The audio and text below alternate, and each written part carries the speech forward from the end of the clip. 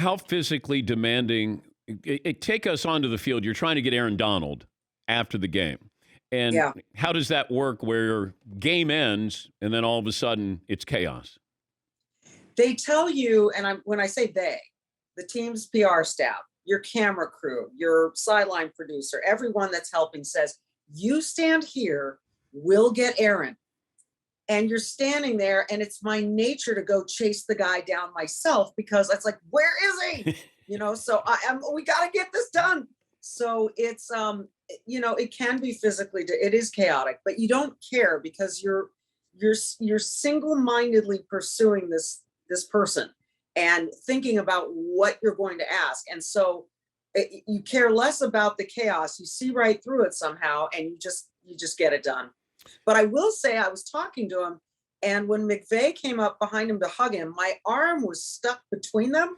That was a little bit of an uncomfortable moment. It was kind of a weird sort of position to be in. And how much time do you know you have with Aaron Donald post game on the field? I really didn't know, Dan. I didn't know. I know someone in my ear will go wrap it, if I'm going too long. But for me, it says as long as it's compelling and as long as it's, you don't want to keep the guy forever. He wants to go be with his teammates. You have a job to do, but you're trying to be sensitive to all those elements of the moment. And so I knew it was going to be 3 questions, maybe 4 max. And I think that's what we did. But also, you have something because he's crying. And then you want to be sensitive to him being sensitive himself. And there's that fine line of, am I milking this? And how do you judge that? You just put it really nicely. You don't want to milk it. You don't want to be like, let's just see how much we can get him to cry. But you do want to let him be authentic. You want to know what's behind the tears. You obviously, on a human level, we all know what's there, right? It's this moment of incredible victory, of a lifetime of waiting for just this. That's all there. You don't want to put that into his mouth. You want to ask him. You want him to tell you what it is. So you're trying to find clever ways to get there, and at the same time let him talk about that final play, because that did the game in, that iced it, right? So there's just I don't know, it's a balancing act and you never get it perfectly right, but you try. And then Rodney Harrison pregame says, hey, wouldn't be surprised if Aaron Donald walks away. And I'm like, wait, Rodney's now an insider? And I was going to text him to say, Rodney, do you know what you just said? Because now it's part of the game.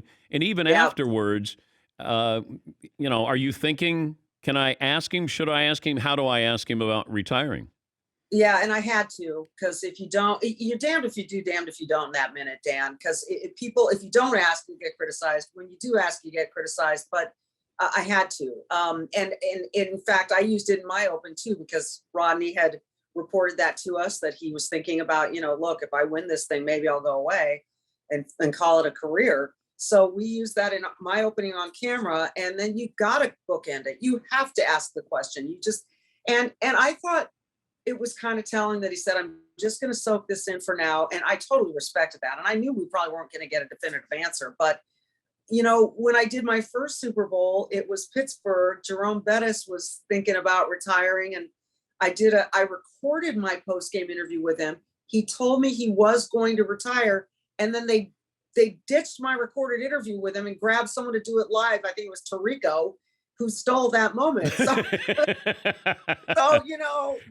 so I was gonna ask.